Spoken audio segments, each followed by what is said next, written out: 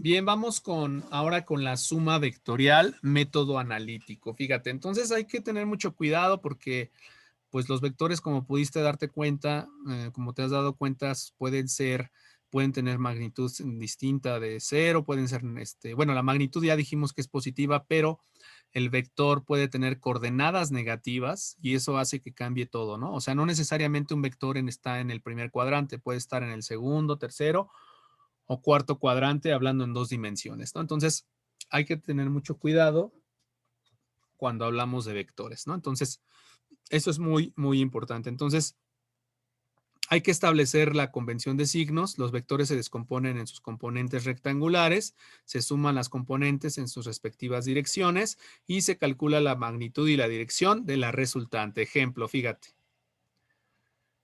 Imagínate que tengo el vector cuya magnitud es 7 y tiene una dirección de 45 grados. Este es el vector Q1.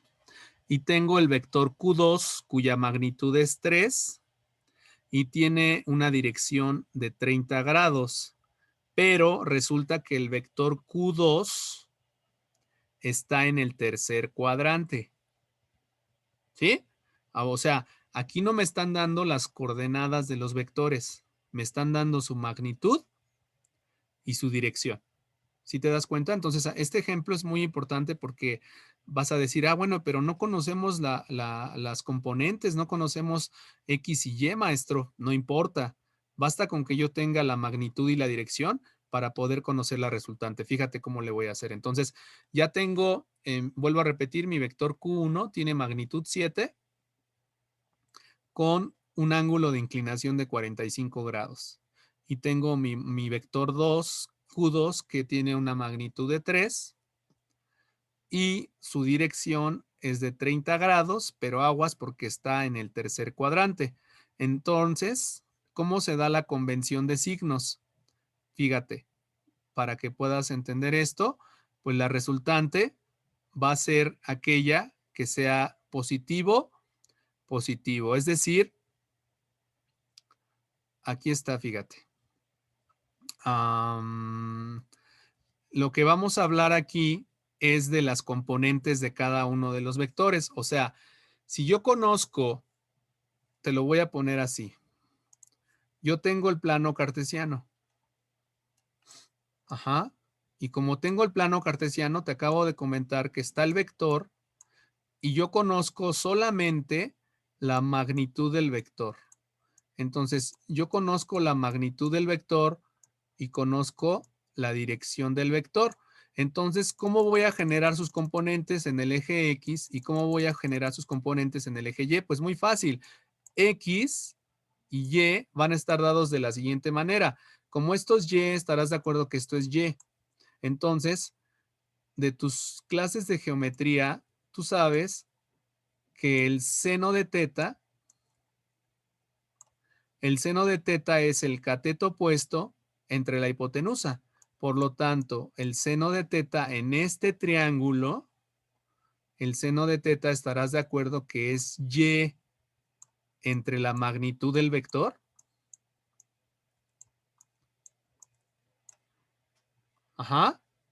¿Y quién es el coseno de teta? ¿Quién va a ser el coseno de teta?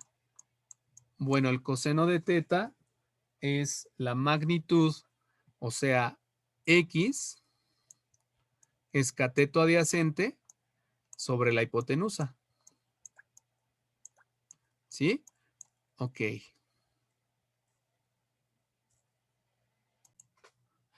Entonces, bueno, pues como podrás darte cuenta, esto es muy básico, ¿no? Es importante que lo sepas. Entonces, vuelvo a repetir, no importa que no conozcas las coordenadas del vector, basta con que conozcas su magnitud y su dirección para poder tener las componentes. ¿Por qué? Porque te vuelvo a repetir, seno de teta es y entre la magnitud del vector y coseno de teta es x entre la magnitud del vector. ¿Qué pasa ahí? Fíjate, lo voy a poner acá, pues se despeja, ¿no? Como yo sé que el coseno de teta es igual a x entre la magnitud del vector, ¿quién va a ser x? Bueno, pues x va a ser igual a la magnitud del vector multiplicada por el coseno de teta.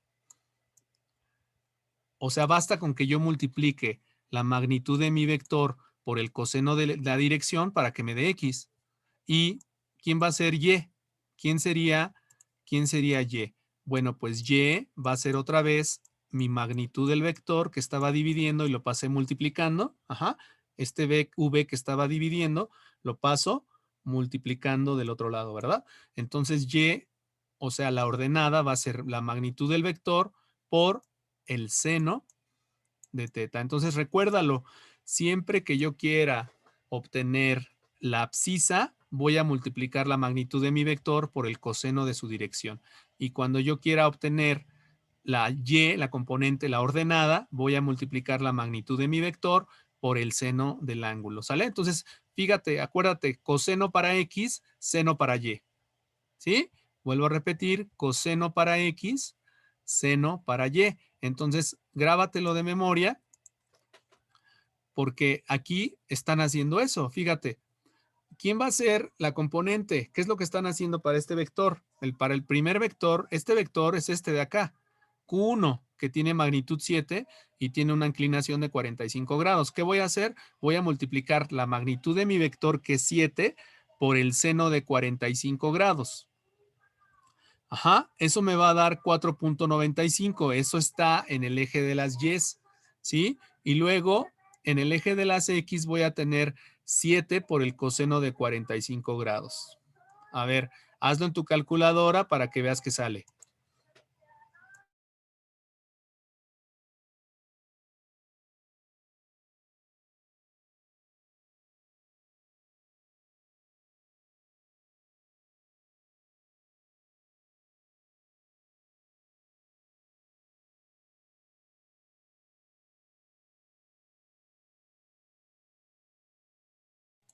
¿Ya lo comprobaste? Fíjate, si multiplico yo 7 por el seno de 45 grados, eso me da 4.9497, que lo están redondeando a 4.95. Y lo mismo para B. ¿Sale? Ahí están las componentes. Así sale. Así voy a obtener las coordenadas de mi vector. ¿Sale? Lo mismo. Y ahí te están poniendo ya, ¿no? ¿Cómo queda? Como tengo 45 grados, la magnitud es 7. Y ahí está. A1 es 4.95 y B1 es 4.95. Vamos con el otro para que lo puedas entender. Ajá.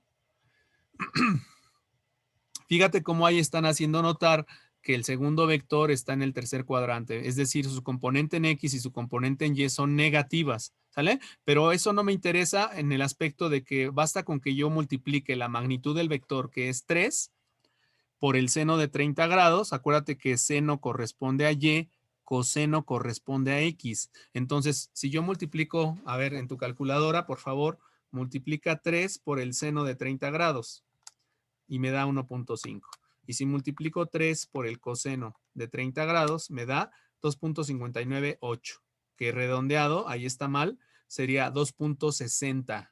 Ahí se les fue una décima, una centésima, porque es 2.598. Ajá, ahí hacemos la corrección.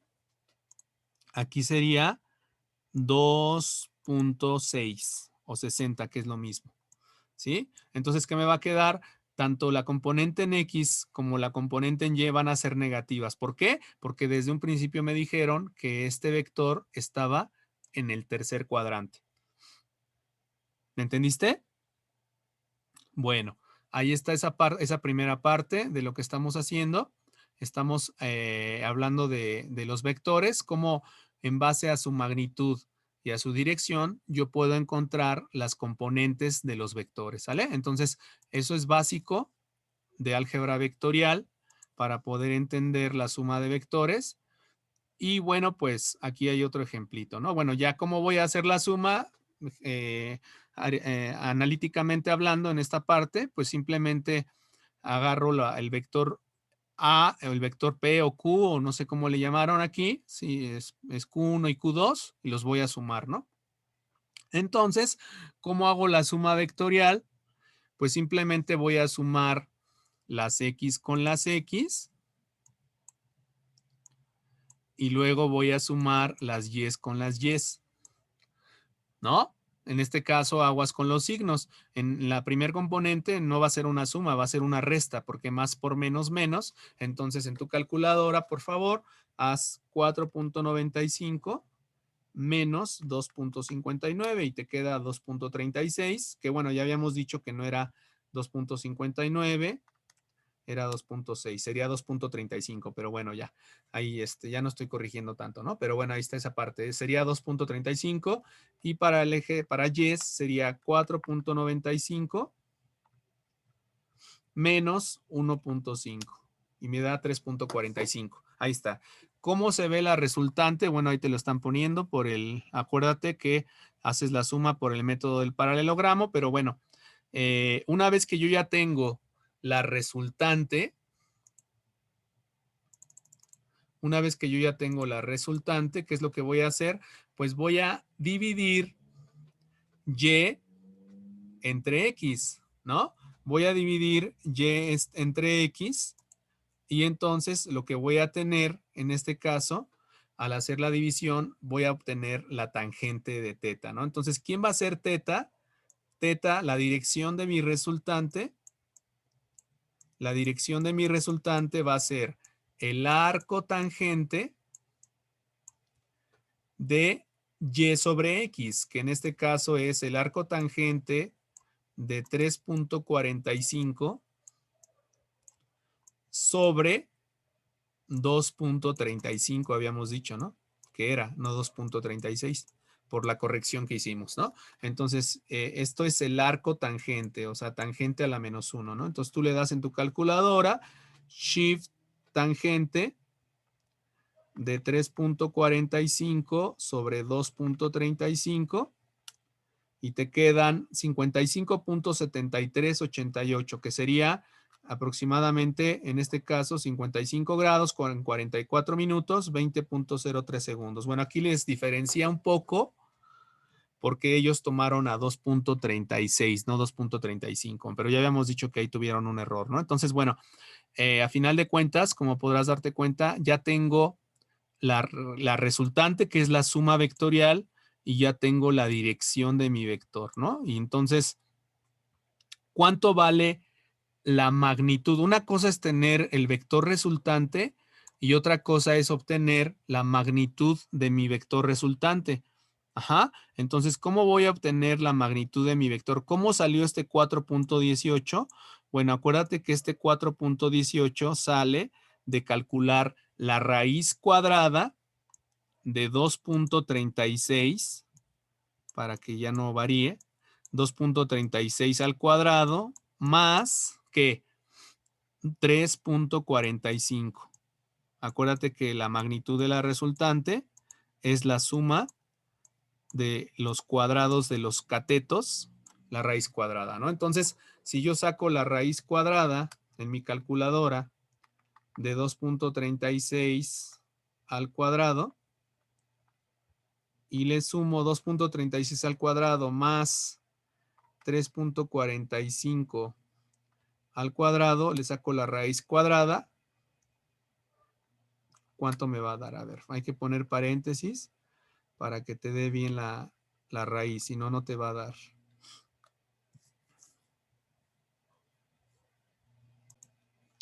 Ok, y al hacer eso, la raíz cuadrada de la suma de los cuadrados me queda 4.1799, que sería aproximadamente, redondeado a dos cifras, 4.18. ¿Sí? Ahí está la resultante. Así se calcula la resultante. Y bueno, entonces, como pudiste darte cuenta, aquí influye mucho. Hay que saber bien, bien, bien en qué cuadrante se encuentran nuestros vectores, porque si no sabemos en qué cuadrante están y pensamos que todas las coordenadas, tanto abscisas como ordenadas, son positivas, entonces no voy a poder resolver este ejercicio, ¿sí? Entonces hay que tener mucho cuidado con eso. Y bueno, ahora vamos a hablar ya para terminar del vector unitario. Ajá, el vector unitario, también conocido como vector normalizado, es aquel vector cuya magnitud vale 1. Ajá, es decir, un vector P es unitario si la magnitud de él vale 1. ¿Sale? Entonces, así le llamamos a un vector cuando su magnitud vale 1. Se le conoce como vector unitario. ¿Sale? Y bueno, ahí ya están hablando de una proyección, ¿no? Eso bueno, aquí nada más te digo que están hablando de como si estuvieran hablando del coseno de un ángulo, ¿no? Entonces, si yo quiero calcular, por ejemplo, en este ejemplo ya con eso termino. Si tengo al vector unitario, bueno, tengo lo siguiente. Imagínate que tengo un vector P, ¿no? P es 4, 3, 1, 4,3,1. Esto está en 3 dimensiones. La magnitud sería 4 al cuadrado más 3 al cuadrado más 1 al cuadrado, todo su raíz cuadrada. Me queda la raíz de 26. Entonces ya están hablando ahí de cómo formar un vector unitario. Fíjate, si yo quiero hacer a este vector unitario, lo único que tengo que hacer es dividir cada una de sus componentes entre la magnitud del vector. Ajá, fíjate, entonces, ¿cuál sería el vector unitario? Eso es lo que me estaban diciendo aquí. Basta con que yo tenga el vector y lo divida entre su magnitud para hacerlo unitario. Entonces, vuelvo a repetir el ejemplo. Tengo un vector en 3 dimensiones, le saco su magnitud y si a ese vector, o sea, este vector que tengo aquí no es unitario, o sea, su magnitud no mide 1, pero si yo quiero hacer que su magnitud mida 1, lo que tengo que hacer es dividir cada componente entre su magnitud, es decir, 4 entre la raíz de 26, 3 entre la raíz de 26, 1 entre la raíz de 26, ¿sí? ¿Cómo me doy cuenta que ese vector, ese nuevo vector, ya es un vector unitario? Bueno, pues lo que yo tengo que hacer es calcular su magnitud. Ajá, entonces, ¿cómo sacarías la magnitud? A ver si me entiendes, ya con esto finalizo. Para poder ver que este nuevo vector es un vector unitario, hay que calcular la magnitud de este nuevo vector, ¿sí? ¿Cómo voy a calcular la magnitud de este nuevo vector? Pues como siempre lo hemos hecho, con la raíz cuadrada ¿de quién? Pues voy a agarrar cada una de sus componentes, es decir, 4 entre la raíz de 26,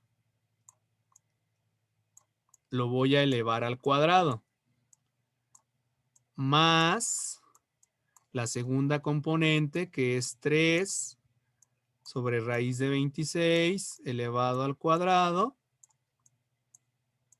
y más, voy a hacer 1 entre la raíz de 26, todo elevado al cuadrado. Entonces, si tú te das cuenta, ¿qué es lo que nos va a quedar al sacar esa raíz? Bueno, 4 al cuadrado es 16. Luego, estarás de acuerdo que la raíz de 26 elevada al cuadrado es 26. Se cancela la raíz con el cuadrado. Luego, 3 al cuadrado es 9. Entonces yo tendría 9 sobre 26.